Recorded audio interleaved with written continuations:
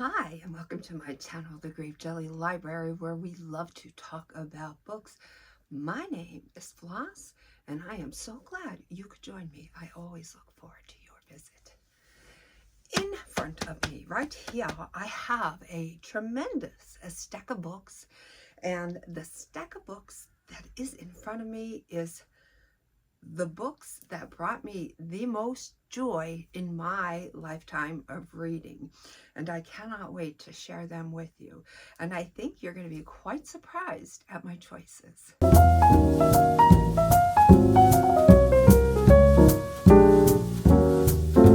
First, before we get into the video, TableTopics. I love TableTopics. I never look at the question beforehand. It's always, you know, off the top of my head. What does today have in store for us? Haha! I didn't even read it. I saw 2 words and I already know. Okay. What posters did you have in your room when you were young? I'm gonna do this poster justice, and I'm gonna put it here. Mr. David Lee Roth. Oh my goodness. Silly me. Okay, so comment below and let me know what poster was on your wall when you were young. I would love, love, love to know that. Before we get into this video, it seems like I am a little hyper. I am not. I am just super excited about this stack of books.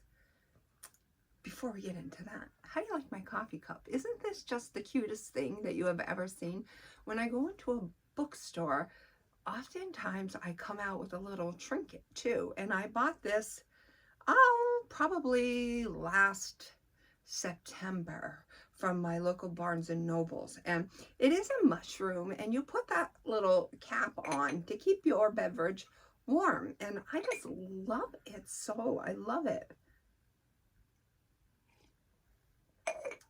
Let's get into these books now. And this is in no order. These are just books that I have read in my lifetime that have brought me tremendous joy.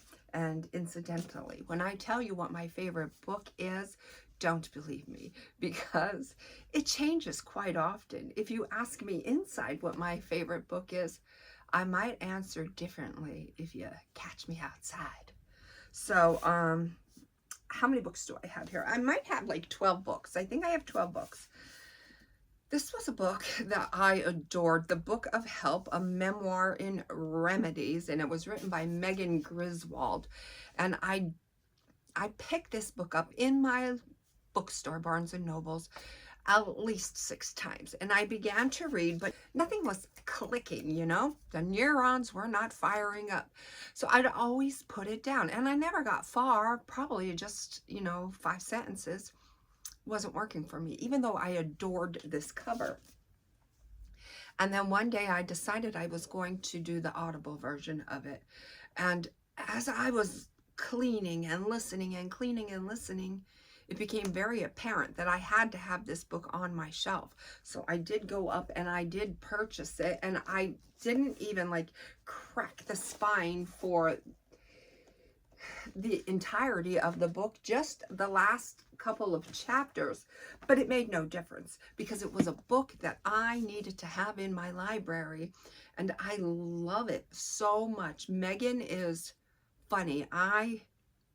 It's not funny because she went through a lot of shit, but the humor that she has, and she's able to, pull from these bad experiences, she's able to tap into her humor and help, have that help her get through her situation.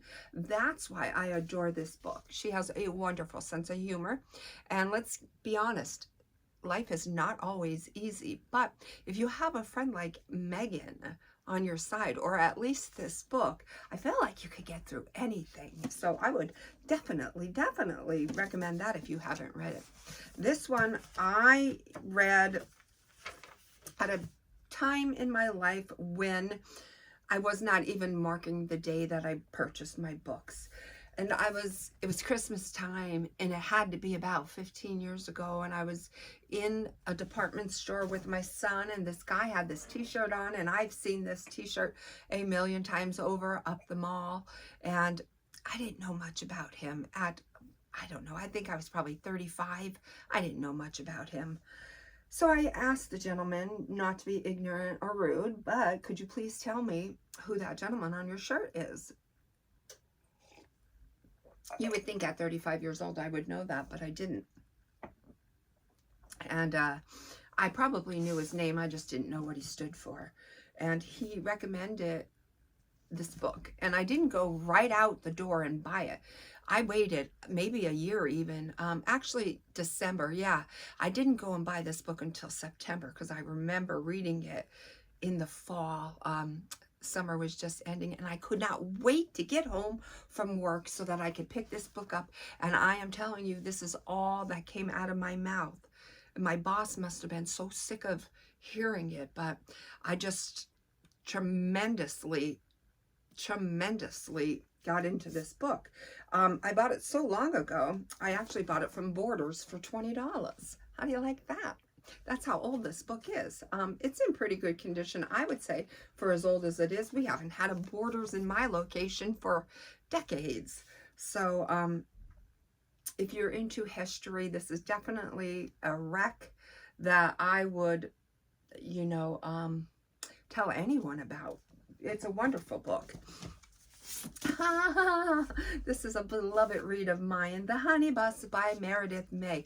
This book clicked. This book was like, sounds familiar. I grew up in the 70s, and so I know what it's like to come from divorce, and I know what it's like to have such freedom where the parents, not saying they weren't good parents, but there was a lot of latchkey kids in my decade, my day and age. So I know what it's like to leave yourself into a dark house by yourself and, you know, prepare your own snacks and, you know, entertain yourself. I know what that's like. So the part where they said they put these two young children on an airplane and flew them to California. I don't know where they were coming from, but it was a far distance. Flew them to California, her and her brother, at maybe 7 years old. To us now, that is like unheard of. It's absurd. But back in the 70s, anything kind of went. And after I read this book, I was so touched by it. I cried. I shut this book with tears in my eyes. And I said, you know, this book is now my favorite book of all time. And I even reached out to Meredith, and I was like totally shocked she responded. And I will never, ever get rid of that instant message. Ever. I have chills. I just love her, and I just love this book so much. Okay. Here's a book I never thought I was going to love, because I don't necessarily like the group. My Cross to Bear by Greg Allman. And I don't even know why. I was like really searching. What can I listen to? What can I listen to? And I know my book fair was going on. My local book fair at the library was going on. And I remember driving to the book fair, listening to this, and it was a beautiful June day, and the sun was warm and shining, and I was just in a great mood, and I was listening to this, and it was just fabulous, out of this world. And I had to say to myself, how did I not know this man before? Beautiful. He got himself into a little bit of trouble there. Sure he did. But he got out of that trouble. He's no longer with us, and I am a vegetarian, and I like to eat at a certain spot quite often. It's a vegan restaurant and little deli type of thing. And we were talking one day, and he said in their other location, Greg Allman actually stopped in because he himself was a I'm not sure, a vegan or a vegetarian, but he stopped in there to get some lunch before he was doing a festival. And I asked, what did Greg eat? And he told me he had a mock chicken cheesesteak sandwich, and he did get a dessert, but the gentleman didn't remember what the dessert was. But I just couldn't help but think, like, oh my gosh, is this irony or what?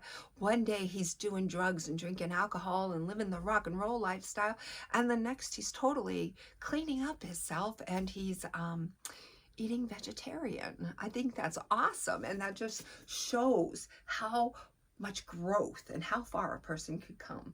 So didn't know who he was personally, not personally, but didn't know who he was as a human being.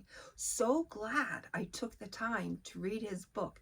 Again, I did the Audible version, and it was so profound in my life that I knew I had to get this book. And so here it is. Love it to this day. Love it. A book I recently read, West with Giraffes. So if you would have asked me 3 weeks ago or 4 weeks ago or a month ago what my favorite book is, I'd be saying this one because this is the book that actually made me cry and cry and cry, because I love animals and I love the underdog, and my heart goes out to them and I just want good things for them. And so when bad things happen, I cry. I feel it. I cry. I'm like a sponge. I feel your pain. And so this is why this one would have made my favorite book of all list. In truthfulness, I don't really know what my favorite book is. I have at least five. So I definitely would recommend that. That's Linda Rutledge. And I just did a video on this one not so long ago. Now, time for a sip. Pausing for station identification. One moment, please. There we go. All right. Thank you. Now, here is my really, really favorite all-time book of ever. East of Eden, John Steinbeck. September, saw this book, picked it up. I love trees. I love trees so much. Saw the tree, so instantly it clicked with me. I love the color cream, clicked with me. That's my Tamagotchi. I'll get to the baby in a minute.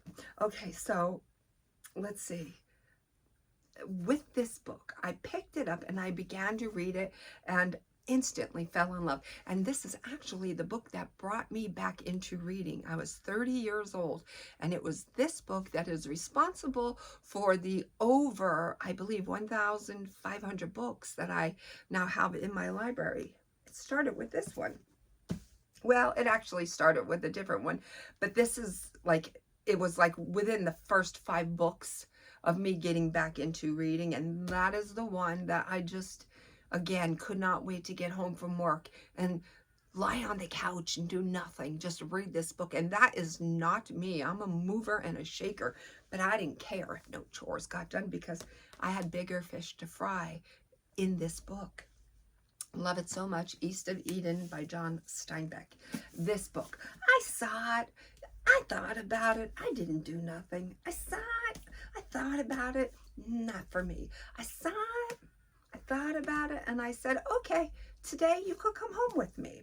So it's Billie Jean King, and it is all in. And I loved it. I loved her story, and I loved reading this book so much, and I loved YouTubing these old tennis matches to, you know, when she talks about certain situations, to see how it actually played out in real life.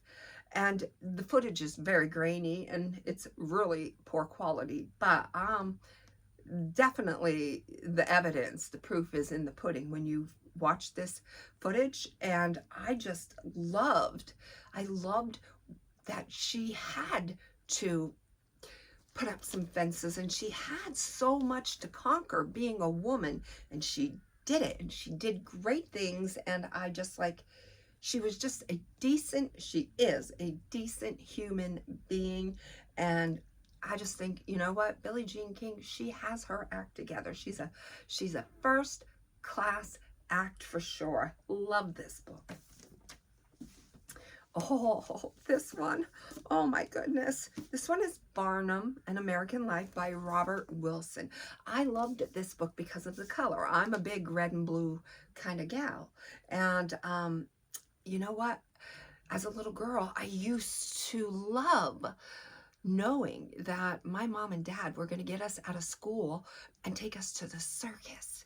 And it was just going to be a very beautiful, fun spring day.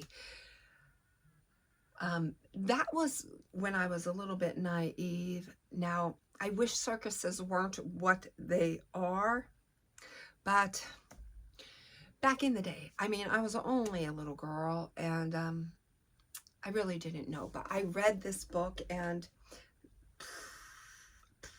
I read it because I love when somebody could make something out of nothing. When you start from absolutely nothing and you make a monumental thing out of it, and then to boot, you lose it, and then you rebuild it all up again, bigger and better. I freaking love that. So I wanted to know, how did his mind work? And then in reading this book, like the astronomical things that he did, like I think it was a whale. Was it a whale or a shark? A shark it might have been. In a fish tank, in a building. Do you know how massive that tank would have to be? In a building. I'm not talking aquarium. I'm talking, he had this like kind of zoo circusy type thing going on in a building, and I could not even imagine walking in and seeing a huge whale. I wish I remembered what it was. I don't. If it was a whale or a shark, I don't remember what it was. I just know it was one or the other, and that it you know, and then the building caught on fire. And then the animals lost their lives. And I'm like, oh my goodness. It was nerve-wracking, but it was such a beautiful story. And I really, really have nothing, you know, but praise for the way that Robert wrote this story. I fell in love with it, and what can I say? I'm adventurous, and I'm a varied reader, and these are the type of books that I generally read. I find myself kind of shifting.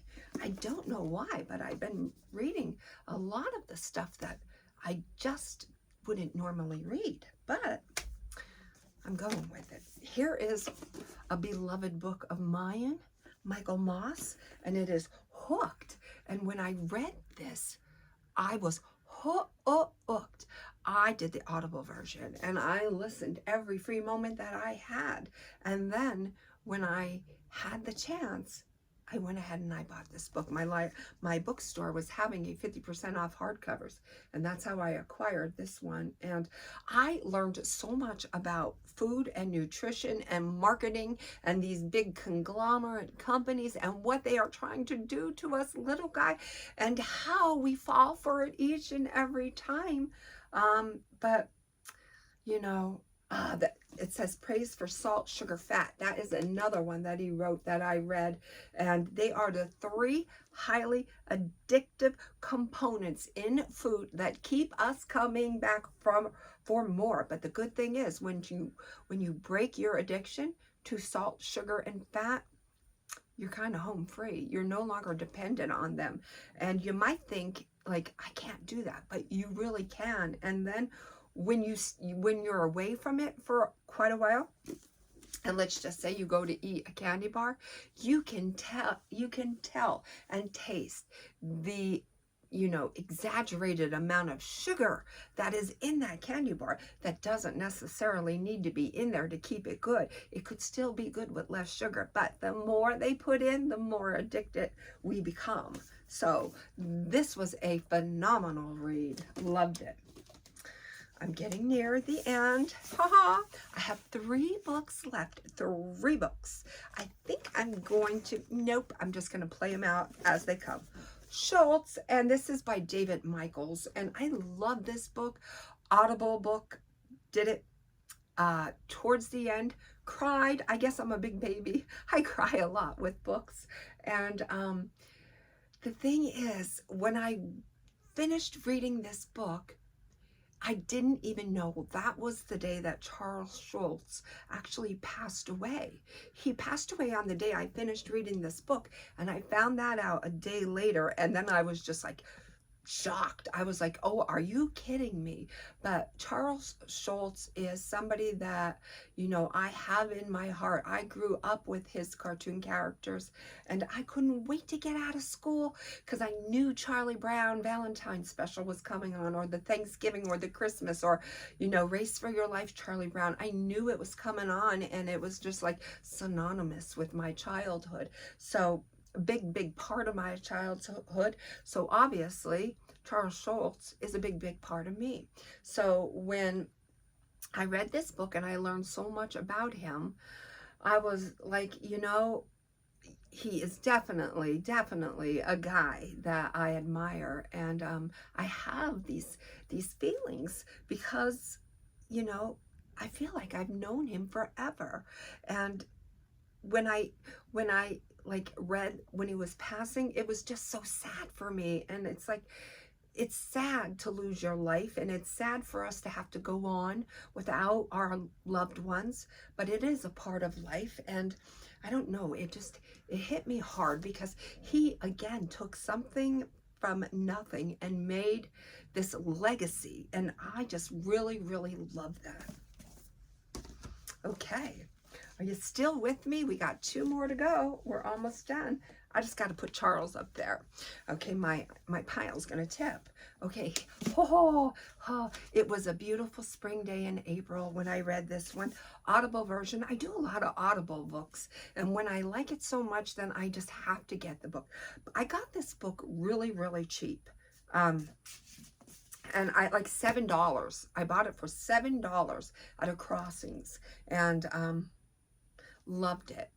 It is Jane Levy, and it is the big fella, and it's the story of Babe Ruth. And where I am from, they told the story when he was playing in my area that he hit a ball from this field all the way to like an absurd amount of distance into another field that you wouldn't even think was humanly possible. And I remember growing up and seeing this monument, this little monument, and these words, written words, and not really knowing too much who Babe Ruth was. I was about 6, 7, right about the time where you start reading. And that is no longer in our area, and I just can't help but think, why would you take that away?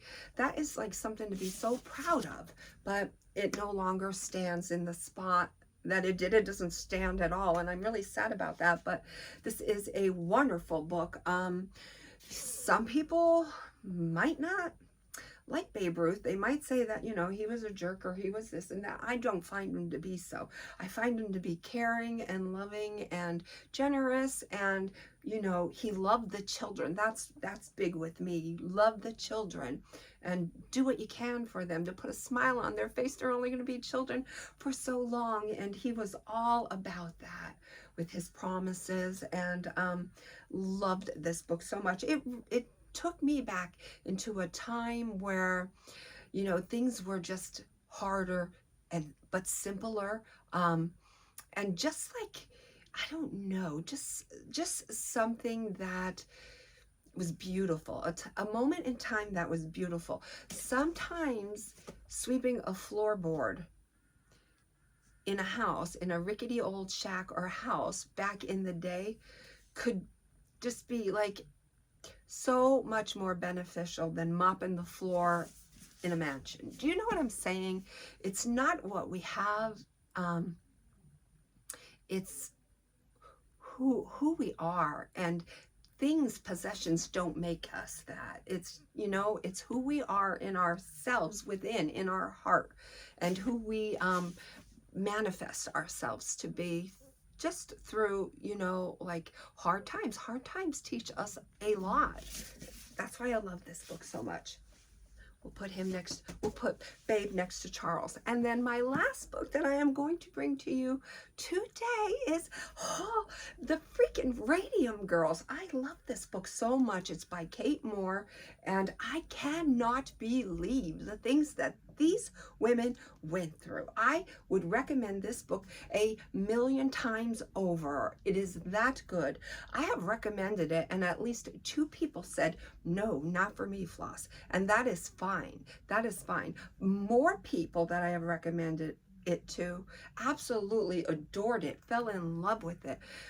When we are presented with hard things in life and we can reflect on a story that we read or a person that we know that has gone through a similar situation and pull strength from them people, that is like the best. It doesn't get any better. They unknowingly help us to get through our hard times. I'm so thankful for stories like this. The girls actually painted this radium on their teeth as a joke, and would put it in their hair and before their big date, or use it as blush and whatnot. Never ever for once even imagining the damage that it was going to cause, or the havoc that it was going to wreak on their personal beings. And I like the dentistry that was involved in this. Oi. Make sure you're sitting if you choose to read this one, because my eyes were practically bulging out of my head when it came to the dentistry. Unbelievable what these women went through. Very, very good read. And there you have it. Was that 12 books? 12 of my all-time favorite books. If I knew I was going to be stranded on a desert island, these are the books that would come with me, and I can guarantee you I would never be bored with these books. Until my next video, know that I love you. Be well, be good, be reading, and may all your dreams come true.